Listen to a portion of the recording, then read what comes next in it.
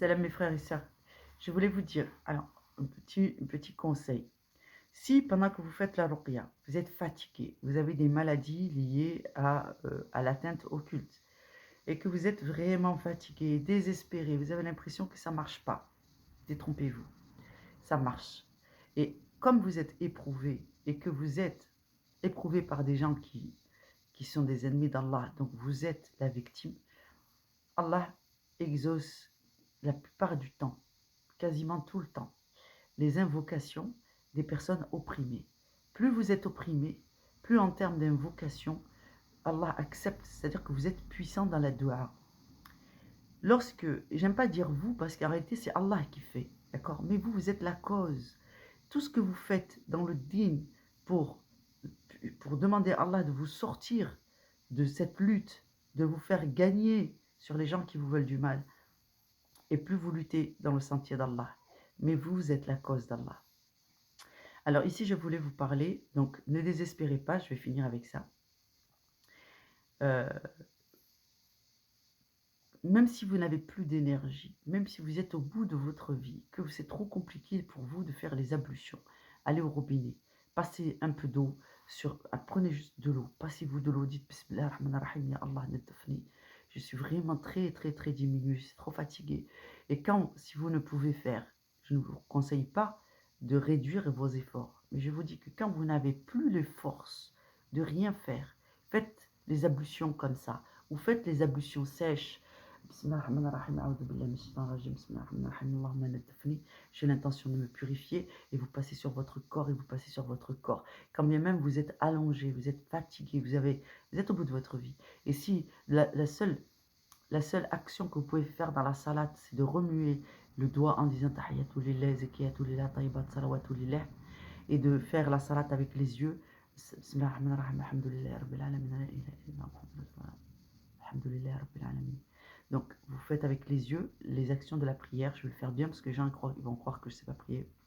Vous récitez le Fatiha, vous récitez l'Ikhlas, vous faites un demi-recours, et ensuite vous relevez un petit peu les yeux à hauteur d'homme. Ensuite, vous redites encore une deuxième fois le Fatiha, Surat al-Ikhlas ou Surat al-Nas si vous préférez.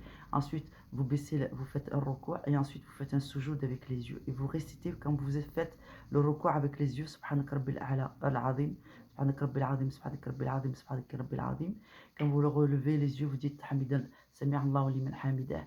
Et quand vous faites le dernier, le sujoud, c'est-à-dire la prosternation avec la tête, et que vous êtes, vous, dans position de ne pas pouvoir vous prosterner, vous posez les yeux par terre et vous dites Subhanak Rabbil A'la, Subhanak Rabbil A'la, Subhanak Rabbil A'la. Et vous imaginez que c'est votre tête que vous êtes en train de poser là où vos yeux se posent. Et quand vous imaginez dans votre tête que vous vous rasseyez, vous dites Sami'allahu liman hamidah. Et vous faites ça 2 fois, ça fera rak'atayn. Et à la fin, cette action, vous pouvez la faire dans la salade. Donc, vous faites certes vos prières comme les gens malades, mais cette action, vous la faites parce que toute action que vous faites réellement dans la prière vient s'ancrer dans les actions qui viennent soutenir et valider les intentions. Donc, tout ce que vous pouvez faire, vous le faites. Et si vous pensez que vous ne pouvez rien faire, vous avez vos yeux, votre bouche et votre elif, d'accord, pour faire euh, le tahiyya. Et vous faites votre tahiyya. Et à la fin, vous faites les salutations. Salam alaikum wa rahmatullahi wa barakatuh. Salam alaikum wa rahmatullahi wa barakatuh. Et ensuite, vous récitez. Vous faites du surérogatoire en invocation, en prière, en dhikr. Pour moi, le dhikr, bien sûr, c'est la louange d'Allah par ce qu'Allah aime. C'est-à-dire, Allahu Akbar, Alhamdulillah, La ilaha illallah, Allahu Akbar, attends, La ilaha illallah. Bon, moi je dis Subhanallah, Alhamdulillah, La ilaha illallah, Allahu Akbar, Subhanallah, Alhamdulillah, La ilaha illallah, Allahu Akbar, Tabarakallah. Et moi je rajoute toutes les introductions, Bismillah ar-Rahman ar-Rahim, Alhamdulillah Rabbil Alamin. Subhanak Rabbil A'la, lakal kibriya fi samawati wal ard, wa anta malik al-arsh al-azim. Et toutes les bonnes paroles au sujet d'Allah pour rappeler sa grandeur, pour rappeler sa miséricorde que tu peux extraire du Coran. Et ensuite, tu finis par des invocations de tawakkil. فَعَلَى اللَّهِ تَوَكَّلِ الْمُتَوَكِّلِينَ إِيَّاكَ نَعْبُدُ وإياك نستعين. Ça, c'est extrait de Surat al-Fatiha. Donc, si vous ne savez pas, vous apprenez les qul. Qul huwa Allahu ahad. Qul a'udhu bi rabbil falaq. Qul inna salati wa nusuki wa mahyaya wa mamati. Si vous ne savez pas, vous contentez du tawakkaltu ala Allah. La hawla wa la quwwata illa billah. Tawakkaltu ala Allah. La hawla wa la quwwata illa billah. Tawakkaltu ala Allah. La hawla wa la quwwata illa billah. Je voulais vous parler de l'importance de la communauté. Change de sujet. Cette vidéo, elle est importante. Donc, s'il vous plaît, il va falloir ouvrir vos oreilles. Quand je vous dis que chacun d'entre vous qui lutte dans le sentier d'Allah à travers la ruqya pour sauver son propre cas, qui, dans chacune de ses affaires, à chaque instant, consulte Allah. Vous voyez, moi, avant de faire cette vidéo, j'ai consulté Allah. Avant de faire la vidéo d'avant, j'ai consulté Allah. Avant de m'habiller ce matin, j'ai consulté Allah. Avant de prendre la parole, ici, j'ai consulté Allah. Par rapport au sujet que j'ai choisi, j'ai consulté Allah. J'ai consulté Sa Majesté. Donc, là, je vais prendre mes affaires et je vais sortir de chez moi, bi'idnillah, Inch'Allah. Et je vais prendre protection près d'Allah en franchissant la porte. Et tout au long de la journée, je vais faire la même chose. Je vais prendre mon véhicule, je vais consulter Allah, je vais arriver au travail. Sur le trajet, je vais m'entretenir avec Allah. Je vais prier, je vais faire l'istighfar, je vais faire du dhikr, je vais faire... Pendant mon temps de trajet, je vais adorer Allah. Quand je vais arriver, je vais encore prendre les bénédictions de la part d'Allah, Sa Majesté. Je vais pendant ce temps aussi lutter contre mon wes-wes, lutter contre mes colères, lutter contre ma peine, lutter contre les pensées négatives qui peuvent m'envahir. Je vais lutter contre la peur du lendemain, la peur de l'accident, la peur de ceci. Je vais lutter contre les mauvaises choses en priant. Et je vais faire une prière chaque fois qu'une pensée négative me vient, je dis Tawakkaltu ala Allah. C'est Allah qui est maître de mon destin, c'est lui qui tient ma vie entre ses mains. C'est à lui que j'ai remis la préservation de mon existence. Et si une épreuve me touche, c'est qu'elle fait partie des bienfaits qu'Allah a choisis pour moi parce que c'est lui qui gère mes affaires. Alors, à chaque fois, j'ai ces phrases dans la bouche. Vous devez apprendre cette rhétorique. Vous devez apprendre cette syntaxe intellectuelle. Chacun d'entre vous tenant son poste là où Allah l'a mis. C'est ça la Oumma. La Oumma, les gens pensent qu'il faut forcément se regrouper pour des actions collectives. Dites-vous bien que chacun d'entre vous a pris part, dès lors qu'il a décidé de faire confiance à Allah, d'avoir une bonne opinion de Sa Majesté, de sauver sa piété, c'est-à-dire de réussir son épreuve terrestre. Chacun d'entre vous qui a fait ce choix est un élément important de la Oumma. Chacune de vos actions dans le din est un rempart pour l'ensemble des serviteurs d'Allah à travers toute la planète. Chaque fois que vous faites une action dans le sentier d'Allah, vous contribuez au salut de notre espèce. À chaque fois que vous faites une invocation, que vous rejetez la peur et que vous choisissez la confiance, vous êtes une balise qui maintient le filet de la gestion de ce monde par Sa Majesté Allah. Nous sommes des mailles. Toutes les mailles ne se côtoient pas. Entre elles, il y a des fils. Quand le filet, il est posé sur lui-même, il est posé comme ça. Les nœuds de ce filet, elles se touchent les unes des autres. Mais quand Allah déploie son filet, comme pour aller à la pêche, les mailles, c'est-à-dire chacun d'entre nous, se retrouve un peu écartés les uns des autres. Allah vous a mis en position. Et ne pensez pas que parce que vous vous sentez un peu isolé, un peu loin des autres mailles, votre action n'est pas effective ou importante. Sachez que à partir du moment où vous êtes croyant, vous êtes plus important que quiconque. Allah gère vos affaires. Vous êtes important parce que c'est un décret de la part d'Allah. Allah a dit à Satan, na'alatullah alayh, contre mes serviteurs, tu ne peux rien. Ça ne veut pas dire qu'on ne peut pas vous faire de mal, parce que Allah a promis que nous allons être éprouvés. C'est normal. Comment peut-on savoir si nos sujets sont fidèles C'est quand on les envoie au combat, c'est le seul moyen de savoir s'ils sont fidèles. Donc vous êtes au combat. Et Allah veut savoir si vous êtes capable de lutter pour lui tout en lui étant fidèle, c'est-à-dire que quoi qu'il vous arrive, vous ne désertez pas. Donc, il faut savoir prendre conscience de ces choses-là pour comprendre qu'est-ce que c'est que la Ummah. La Ummah, que vous soyez tout seul dans votre coin ou que vous soyez regroupés comme à Mehdi ou à la Mecque, c'est exactement pareil. Ceux qui sont à la Mecque, ils prient pour vous. Quand bien même ils ne vous connaissent pas, et quand bien même s'ils vous rencontrent, ils vont se dire bah, il n'a pas le profil d'un musulman celui-là, il ne doit pas être avec nous. Hein. Heureusement que c'est Allah qui gère ses affaires. Heureusement, alhamdoulilah, ya Rab, que c'est toi qui gères.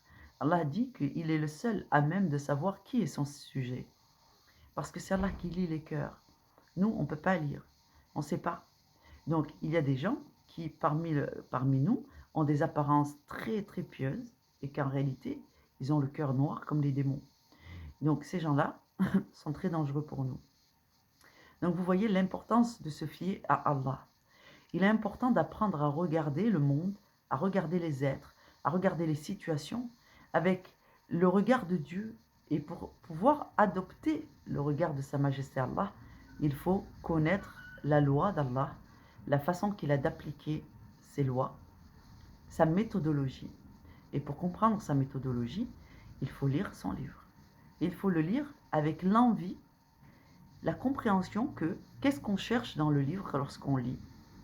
Une des vérités que nous cherchons dans le livre, c'est quelle est la grandeur, la beauté et le pouvoir de Sa Majesté Allah.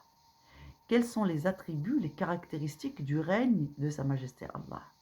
Comment Allah fait-il pour nous transmettre sa sagesse. Et quelle est-elle?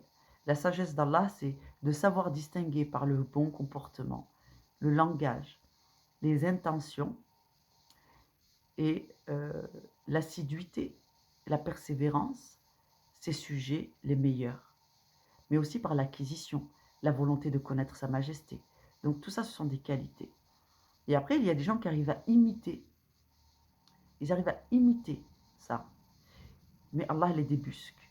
Et Allah vous a demandé à vous la vigilance. Mais ce n'est pas parce que vous devez être vigilant sur ces questions que vous devez oublier que vous faites partie de la Ummah, que vous êtes une maille importante de la communauté du prophète Mohammed alayhi salatu wassalam, et que s'il y a une disparité dans la couleur, les formes, la tenue vestimentaire, le langage dans la Ummah, c'est une volonté d'Allah.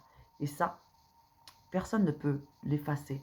Parce que tu ne verras pas de changement à la règle d'Allah. Tu ne verras pas de changement à la loi d'Allah. Et tout n'est qu'une histoire de progression. Donc, si on voit qu'il y a des gens qui sont plus ou moins avancés à des niveaux différents et ainsi de suite, ils ont progressé dans un domaine. Mais en islam, il y a beaucoup de domaines. Il y a la sunna sur la tenue vestimentaire, il y a la sunna sur le bon comportement, il y a la sunna sur la piété, il y a la sunna sur la fidélité à l'islam, il y a l'importance à donner, à être un véridique, à faire les choses avec la bonne intention.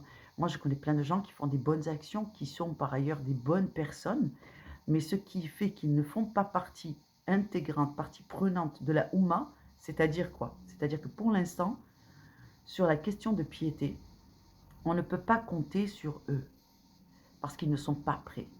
Mais ce sont des bonnes personnes. Allah les agrée dans un certain nombre de choses, mais ils n'ont pas encore trouvé la guidée. Pourquoi je vous dis ça? Je vous dis ça parce qu'en fait, il y a beaucoup de gens qui font le bien, mais qui ne le font pas pour Allah. Ils font le bien en disant, oui, mais parce que j'aime les gens. Oui, mais il faut que tu aimes les gens. Apprends à aimer, c'est-à-dire à respecter les gens pour Allah et pas pour toi-même. Parce que le jour où ces gens-là vont te trahir, tu n'arriveras plus à les aimer, tu vas les détester, mais tu vas aussi te détester toi-même.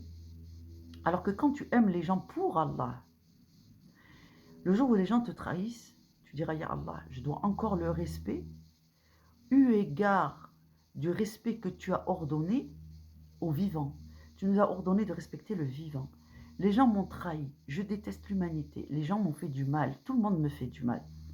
Mais si j'arrive encore à vivre au milieu des humains, si j'arrive encore à avoir des espoirs pour demain, c'est parce que je fais encore un peu minimum confiance syndicale. Je fais encore le respect vis-à-vis de la vie qu'Allah a donnée aux gens. Et ça va vous aider à traverser le monde au milieu des gens qui sont potentiellement des ennemis pour vous, tout en restant confiant. Parce que si vous ne faites pas les choses dans cet ordre-là, le jour où tout le monde va vous tourner le dos, tout le monde va vous faire du tort, les gens sur lesquels vous pensiez compter vont vous abandonner dans l'épreuve, vont vous abandonner. Vous allez vous retrouver seul et isolé. Sachez que vous avez une part de responsabilité dans votre solitude. Parce que Allah vous a ordonné. Ordonné, c'est-à-dire donner un ordre, mais un ordre, c'est-à-dire dans un sens. L'ordre, c'est le sens. Tu le mets dans cet ordre ou tu le mets dans cet ordre. Eh bien, cet ordre-là qu'Allah a donné est un ordre, c'est-à-dire une ordonnance. Allah a donné un ordre, et si tu ne fais pas dans le bon ordre, ben tu vas avoir des problèmes, plus de problèmes. Déjà qu'on va être éprouvé, si en plus on n'utilise pas le bon ordre qu'Allah a donné, eh bien on va avoir encore plus de problèmes. Donc c'est comme si je te disais, je sais pas, c'est comme si je te disais, je fais les filtres à huile de ma voiture, mais je ne fais pas la vidange. Je fais le filtre à huile et la vidange, je la ferai dans 3 semaines, parce que j'ai pas l'argent. Mais le problème, c'est que si tu mets ton filtre à huile alors que l'huile, elle est sale, dans 3 semaines, il faudra encore changer le filtre à huile en plus de la vidange. Vous comprenez qu'il y a un ordre pour faire les choses. Sinon, c'est à perte. Vous travaillez à perte dans votre vie. Donc, cette dimension de l'islam, il y a beaucoup de gens qui ne l'ont pas comprise. Et on est très nombreux à désobéir en se disant, eh ben, c'est pas grave, l'essentiel c'est que j'y vienne un jour. Oui, mais subhanallah, le jour où tu y viendras, tu te rendras compte que tu as presque tout construit de travers et que tu t'es rajouté des difficultés dans la vie qu'Allah ne t'avait pas forcément mis dans ton destin. Si tu avais obéi et compris qu'il y a un ordre dans la façon de faire les choses et de les vivre, eh bien, tu aurais évité au moins 80% des difficultés que tu as dans ta vie. Donc, ici, à cet endroit-là, bien que nous ne le sachions pas, nous avons été désobéissants. Parce que on n'avait pas la connaissance. Wallah Ghafur Rahim, et heureusement, alhamdoulilah, que Dieu est pardonneur. Mais dès lors que nous avons compris nos erreurs, il faut tenter de comprendre l'ordre par lequel Allah a ordonné les choses de façon à nous préserver du malheur, à nous emmener vers la voie du vrai bonheur. C'est la voie du vrai bonheur, c'est celle où Allah ne satisfait jamais, il est ta plus belle et ta plus grande relation dans la vie. Parce que Allah est parfait, Allah ne déçoit jamais. Donc ta plus belle relation dans ta vie, c'est celle que tu as avec Allah. S'il y a moyen d'avoir le plus grand bonheur dans ce monde, c'est d'avoir une belle relation de confiance avec Allah. Que lorsque tu as des difficultés, Allah vient à ton secours. Et que si Allah te dit, mais tu es un de mes bons sujets, si ce n'est pas toi qui fais le travail pour moi, qui est-ce qui va le faire? Tu es un de mes bons sujets. Je t'ai anobli, je t'ai purifié, c'est-à-dire anobli, ramené à l'islam, je t'ai guidé, je t'ai purifié, mais j'aimerais que tu travailles pour moi encore parce que notre collaboration apporte de bons résultats dans ce monde, ô mon serviteur. Et vous savez qu'Allah est très doux. Donc nous, on s'imagine qu'Allah parle avec dureté, mais pas du tout. Allah parle avec une douceur incroyable à ces sujets. Voyez comment même Allah, dans le Coran, il dit je suis Dieu, adorez-moi, je suis digne de louange. Déjà, cette façon, attends, je vais redescendre un petit peu. Bismillah ar-Rahman ar-Rahim. Ça fait du bien de dire du bien de Sa Majesté quand même, en public, avec des gens qui comprennent. Ah, ça manque. Et c'est pour ça qu'on est triste aussi, parce qu'on se dit la Oumma, ça n'existe pas. La Oumma, je vous jure les gens, qu'elle existe. C'est qu'on vit des temps difficiles. Et qu'Allah me pardonne. Pardonne-moi mon maître, alhamdoulilah. Mais on vit des temps difficiles, vous savez, il y a des gens pires que nous. C'est-à-dire que nous, pour la plupart d'entre nous, on vit dans une partie de l'Europe. On n'est pas trop en souffrance vis-à-vis de l'eau, l'électricité, et ainsi de suite. Mais on est en souffrance vis-à-vis de de la solidarité, de l'union de la communauté. Il y a beaucoup de disparités parmi nous. Et ça, c'est une grande tristesse. Mais alhamdoulilah, on va essayer d'utiliser ce que Dieu nous a donné comme ressources. La confiance, l'amour de son prochain, fi sabilillah. Donc, comment ça se passe? L'amour de son prochain, fi sabilillah. Vous, comme moi, on a beaucoup souffert des humains. On a beaucoup souffert de la relation aux autres. On a beaucoup souffert de gens qui étaient des menteurs, qui ne tenaient pas leurs engagements, qui étaient fourbes ou qui avaient peur et qui n'étaient pas à la hauteur lorsqu'on a eu besoin de leur aide. Quand on est déçu à ce point, on n'a plus envie de travailler et d'être au service des autres, quand bien même Allah nous a fait avec un cœur miséricordieux. Et je sais que vous savez de quoi je parle.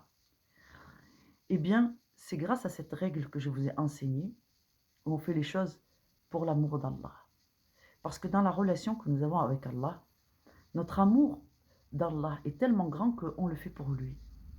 Et comme on le fait pour lui, Allah, et on se dit, mais Allah, t'as vu comme ils sont méchants? Tu es sûr que tu veux les guider? T'es sûr que tu veux les aider? Et Allah, il dit, mais ne t'ai-je pas sauvé toi-même? Ne t'ai-je pas sauvé toi? Quand tu étais égaré? Alhamdoulilah. Je dis, oui, c'est vrai. Il y a peut-être quelques âmes qui méritent, et bien elles méritent qu'on se batte pour elles. Et cette leçon, c'est Allah qui me l'enseigne. Mais attendez, c'est pas fini. Une autre chose qu'Allah m'a enseignée, il m'a dit, mais n'es-tu pas de ceux qui ont pris audience auprès de moi pour demander justice? Je dis, oui, ya Allah. Toute ma vie, j'ai demandé justice. Je t'ai demandé justice, ya Allah. Et Allah m'a enseigné à travers son livre quelque chose. Et il me dit, et il me le montre, et je le vois dans ma vie quotidienne. Allah dit dans le livre, j'utilise une part d'entre vous pour combattre une autre, pour réguler cette planète. Donc quand on fait la da'wah, qu'on donne une chance à nos frères et sœurs, nos co-religionnaires, ceux qui sont dans la même épreuve que nous, qui veulent triompher de l'épreuve de ce monde, qui n'ont pas reçu la vérité, qui ont été effrayés de l'islam, qui ont désespéré et qu'on veut aider nos frères et sœurs parce que c'est notre travail que de nous entraider dans ce monde. Quand on fait ce travail, on est en train de lutter contre ceux qui veulent nous diviser. On est en train de tenir nos positions et ceux qui ont la maladie du cœur sont en train de se révéler être des mécréants. Et Allah est en train de les enfoncer dans la mécréance. Plus nous, notre foi augmente et notre communauté se soude, et plus eux, ils sont en train de descendre et d'être avilis au regard d'Allah, jusqu'à que tombe sur eux la malédiction définitive. C'est-à-dire que c'est ainsi que eux sont en train de perdre l'épreuve, parce que nous nous entraidons dans notre épreuve. Et plus on s'entraide pour adorer Allah, le vrai Dieu, de la bonne façon, avec le livre, c'est le même. Donc moi, je ne vous apporte pas de... Je vous dis que vous devez soigner vous-même votre relation à Allah. Je vous aide dans le fait de vous purifier vis-à-vis de la relation que vous avez de Sa Majesté. Je ne vous amène pas à adopter ma relation avec Allah. Elle est intime, elle est privée, je veux la garder comme ça. Mais je vous enseigne à développer la vôtre. C'est ça la vraie religion d'Allah. Je vous aide, je vous soutiens et je vous donne tous les enseignements que j'ai reçus à travers ma relation avec Allah. Je vous les donne dans la mesure où ce que Allah me facilite, parce que des fois j'oublie. J'ai un thème important et j'oublie et je dis subhanak, aide-moi ya Allah, je voulais leur parler de ceci. Et j'oublie, mais je vous parle d'autre chose à la place. Donc c'est Allah qui gère. Même dans ma relation à vous, dans votre relation à moi, dans votre relation aux autres. Allah est partie prenante. Donc il faut lui faire confiance. Et dans tous les cas, garder la paix intérieure et dire Alhamdulillahi Rabbil Alamin. Donc tout ça pour vous dire que effectivement notre communauté existe. Ce qu'il faut améliorer, c'est l'entraide et la solidarité dès lors que nous avons l'épreuve que cette personne fait partie de ma communauté. L'action, le bon comportement, la bonne opinion au sujet d'Allah et l'honnêteté. Voilà. Donc il y a des critères que Allah a donnés dans le livre de ses serviteurs. Apprenez à les reconnaître et regardez si les gens, avant de leur faire confiance, ils les ont. Et cette vérification est une ordonnance d'Allah. Je ne suis pas en train d'inventer des choses. C'est écrit dans le livre. Éprouvez-les quelque peu afin de savoir s'ils disent la vérité. Voilà, qu'Allah vous facilite. Assalamu alaikum wa rahmatullahi wa barakatuh. Passez une bonne journée. Salam alaikum.